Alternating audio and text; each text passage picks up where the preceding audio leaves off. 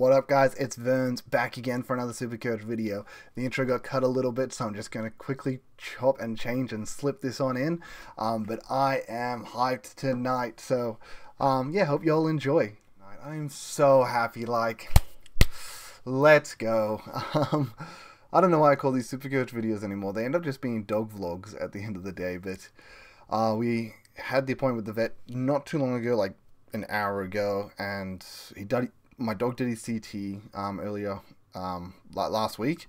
We got the results from that, and look, his lymph nodes are clear, his lungs are clear. It looks like it's basically the best case scenario. Like, it hasn't spread.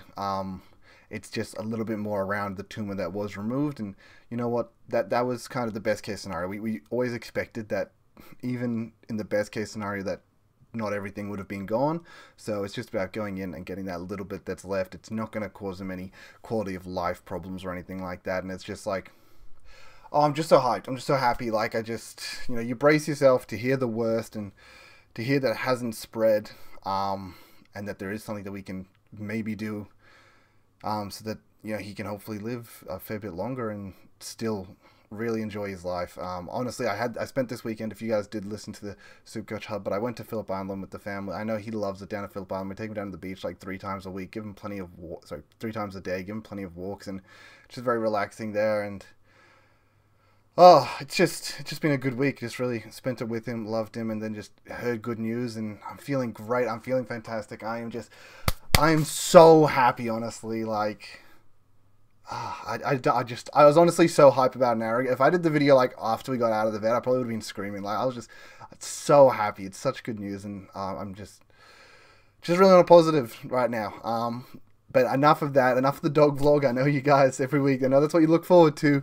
But we will jump into the Supercoach, and as we can see, we dropped to 2,392, which was pretty good. I thought it was a pretty good week. Only going up 3K spots. I was kind of a little disappointed in that.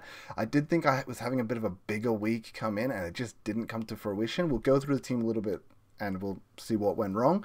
As you can see, 11 out of 12 league wins. I know you guys don't care too much about leagues, but the one cash league I really needed to win, I lost by 5, and I mean, there's plenty of culprits I can blame. I mean, Steele should have had a mark in like the second term, and Higgins stole it from him. Cheeky bastard. He was unique. He would have been important. He also missed a goal at the end. Just very unfortunate there. Houston was a unique and absolutely sputtered it up. Yeah, I was really sitting there watching Reed where I needed him to get like 85 or whatever it was to just like tie, and he got 80, and it was a bit frustrating, especially because I was basically predicted to win by like 100, and then Sam Walsh puts down like a 150. Houston shits the bed. Reed, I mean, didn't really shit the bed, just didn't really work. I don't know what this is, guys. Okay, well, we're going to ignore whatever that was. And Reed did all right, but yeah, I just need a little bit of a lift from him. So, yeah, up to 20,194, pretty close to cracking that top 20K. Yeah, let's jump into the team, see how it went. Now, you'll see, these are basically my expected captains for the week. I've played around with them, but we'll just quickly reverse it so you guys can see how the team looked. And this is how the team looked going into it, and oof, look at that. That's right, I went with the Noah Anderson captaincy. It was a huge pod play. If you follow my Twitter, you know I called it out in advance. And I'm like, I'm doing this. He's been really good at home, and he's been really good against Collingwood in the past. And I'm just going to back a unique captain here. And it worked out really well because I would have been going for Dacos, so it was an extra 24 points in the pocket. So very nice there. I guess just going through the notable things, like plenty of players had good scores. Govan with the 132, very happy there. Has a little injury on him. I wasn't aware of this. Subject to fitness test. I guess we'll see how we go there. But a lot of decent scores. Dunkley started off really strong. Someone I was considering pivoting to, but decided against it before the game. Zorko, I mean, it's good enough, but we're not taking that as a captain score. And it worked out pretty well because I think most people went from Zorko to Dacos. Maybe some got on Bont, but I mean, yeah, no Anderson, I think, was that happy medium where it wasn't the biggest score of the week, but it definitely got me some points over, I think, a lot of the competition. So I was really happy there as well. Fish also got subbed off, unfortunate there. Sexton, Reed, fair enough, like that's fine. Them plodding along, they're uniques for me. I'd like for them to do a little bit better, but that's fine. It's not the end of the world. Rucks were really down, so that sucked. But yeah, Green's 95, sorry, Steele's 95. A little bit frustrating there, as I mentioned. Like, he had an opportunity to probably kick a goal in the second if Higgins didn't steal his, like, chest mark by really annoying there, and then misses the goal at the end. I mean, I don't want to say, but Higgins lost him that game. Higgins doesn't steal that mark from the captain. He goes back, he kicks an early goal, and then when he gets the opportunity at the end, first of all, Higgins missed the goal, so he gets the 5 points extra right there, and then he goes back and he slots one at the end as well, and St Kilda get the win. So we all blame Higgins for Saints losing there. That's all on him, bro. Houston, yeah, really disappointing. Into the Saints as well. This was very unexpected. Yeah, that's crazy. I can't believe that played out the way it did. And anyone that put the C on him like this, it would have ruined your entire week. That alone. Dacos had some magical moments. The 116 is actually really good for me because I didn't captain him. And when he's owned by like 97, 98% of the competition, whatever it is, if you're not captaining him, you don't really want him to do well. As a Pies man, I always want him to do well, though. So the 116 is nice because it's good without being great, and it gave us a little bit of an edge over those that did captain him by captaining Noah Anderson, who just went out for a good game, 140, very happy. Obviously Gold Coast got the win, so unhappy there, but Anderson at least rewarded us. Luke Davis-Uniacke, first down game, we get over that, it is what it is. Nick Martin, a bit upsetty, and obviously someone that's on our team, but Sinclair, someone we talked about last week, someone that we want so bad, and we just can't make it happen. He's gone massive. Really think he could be D1 from here, and I really want to like move mountains to kind of get him, but I think I'm going to play it safe and just settle for now. I think if you're looking for upgrades, if you're looking for a 23rd player, if you have the ability to get Sinclair, I know he's 623k now, so he's very expensive, but definitely someone I would be looking at. I think he's a bit of unique, so that's great. He's got a great run to end the season. I think he could generally finish the season as D1.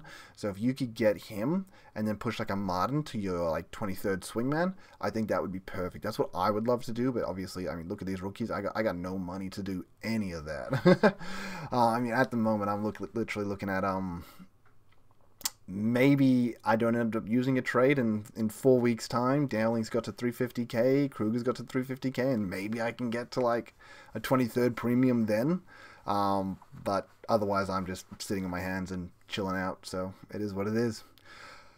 But yeah, pretty good week. And we really want to hope that continues. As I mentioned, a lot of uniques in the team, so we're going to have a lot of variance. I mean, last week we kind of got beaten by a lot of teams by 250 to 200, 300 points, and we kind of fell behind. And then this week, I feel like we gained a good 100 on a lot of people.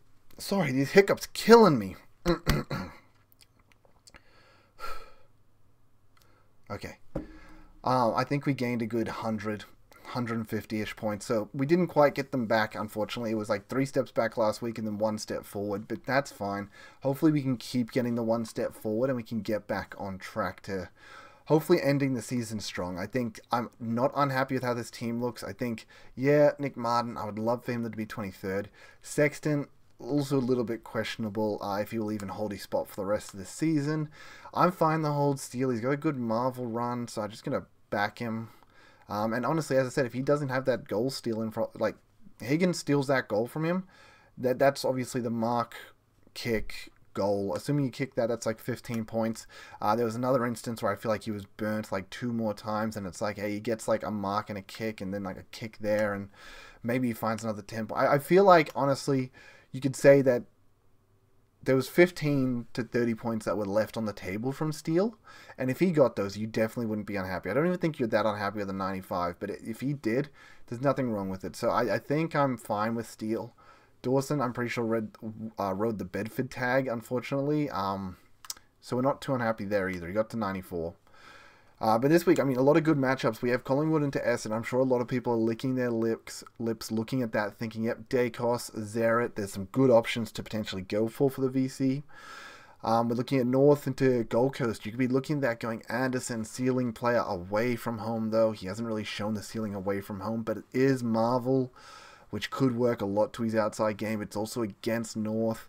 LDU probably wouldn't. Port, Bulldogs. I think Houston just scared a lot of people. Bonson insane form, so why would you not look at him? Geelong, Hawthorn. I think if you have Will Day, I don't mind the idea of punting that. I mean, obviously, Scobes wants to punt that, but I do fear that he's the one that's going to take the attention from Geelong. Atkins potentially going to him. I mean, we know Blitzards can play a bit of a defensive role too, so I do think he's the one that will get attention. And then on Geelong's side, yeah, nobody I'm interested in. GWS into Carlton. This is a hard game. I don't know if I'd go anyone in this game. I don't think I'd feel comfortable. Freo into Richmond, and this is the game that I look at, and you saw the VC before, and this is why I can't look at anyone before this game and feel comfortable putting the C on them, or sorry, the VC on them, because it's got to be Luke Ryan. Like, last time he played Tigers, he dropped 192 points. I understand. This is a different Richmond to what he played, and it's a different Freo team. They're also playing slightly different the last 2 weeks, but just knowing he has the ability to do that, I just can't not do this. I think I just have to do it. If I don't VC him, I just know me, and I know how I play, and people might be comfortable getting a day cost 125 and being like, yeah, that's cool, I'll lock that in, no problem. But I just know me, and I'm going to sit there and be like, but Luke Ryan could go 150. But what if he goes 170? Luke Ryan, like, I'm just going to be thinking it the entire time and dreading Luke Ryan if I don't just put the VC on him, and just it'll calm my nerves so much. Luke Ryan ends up failing. That's fine. Scobie pointed out yesterday, we do have Gawn into West Coast, and I did think about that earlier in the week, but then I thought, look, Gawn last time against West Coast dropped like a 110. It wasn't that impressive. West Coast were pretty good at restricting him. This time it's at the MCG, though. Last time West Coast did beat them. So I do think, first of all, Gawn's due a bounce-back game. He's had a few down for a little while. If we just have a cheeky look at the man, he's had a few down weeks. So not even that down, but like 4 weeks where it's been average, and then he had this 180. I feel like he's kind of due again. Like, let's look at this. So he had the 177, 1, 2, 162, 1, 2, 3, 180, 1, 2, 3, 4. I mean, according to that pattern, it was originally 2 games gap, then it became 3 games, and now it could be a 4 games gap between his good games. It's slowing down. He's an old man. He needs a little bit more of a break between his ceiling games. But I think he's due a pretty big game here. West Coast 109 last time were good at restricting him. That's the only thing that makes it a bit iffy, is I just don't know if I feel comfortable captaining Gawn, but I think he's due a big one, so I wouldn't be surprised if he goes massive and burns me for not going near him. But the other one I'm comfortable with would be, I think, Dunkley or Zorko. Adelaide, obviously Zorko's had an insane average at the Gabba, and Adelaide do give up points to defenders. I also think their midfield hasn't been that good, and mids have been scoring pretty well on them. I'm pretty sure they just beat the Giants, and I mean, Green got to 117, but he had an insane output, like 30x touches. I mean, that's what Green does, but yeah, I wouldn't mind Dunkley either. He's been in some good form, back-to-back 140s. This is where the scary thing comes in. You see the form, you go, Dunkley's in form, let's put it on him. He's had back-to-back 140s, and then he spuds it up with like a 100. We're going, it's like, he's not in form, don't worry about him. Like, he's just not hitting it. And then he just has a ceiling game 180 out of nowhere. Like, that's the thing that's going through my mind right now. Like, who's going to put the C on Gawn right now? He's not in form. Like, that could be the pod play. I think Zorko's the safe play. I think if you want the safe captain after Luke Ryan failing, or your captain failing, Zorko's super safe, I think. I think you're pretty safe to sort of pick up a 110 minimum. That's sort of how I felt like with Anderson this week. I felt like he was almost a 110 minimum. So I felt like worst case scenario, I'd lose 5 points, but I'd potentially gain. There's a good chance I was going to gain a decent amount, and that definitely worked out. I think Zorko could be that safety this week, where if, you know, Luke Ryan or your captain goes around that 120, I think Zorko's almost a 110 just guaranteed to a degree. So I wouldn't be surprised if, you know, you just take the punt on him as a safe pick. So yeah, I think we have the safety to go for Luke Ryan. So that's what we're going to do. We're going to Luke Ryan C. And then I said, Zorko, I had the C on. I don't mind the idea of Gawn. I'm going to switch Gawn in English in case I choose... Because this is irrelevant. There's no point in me talking about Gawn if Luke Ryan just goes massive. So let's lock Luke Ryan in. Worst case scenario, we will figure out Gawn, Zorko, Dunkley later in the week. Maybe that'll come down to the people that have captains them. Maybe that'll come down to maybe my cash league head-to-head. Yeah, we'll figure that out. I'm just going to quickly jump in here, have a bit of a look and see who is like highly captained in the top 5% again. So we don't always want to play for the pod captain, but I don't mind it. So who's got the C right now?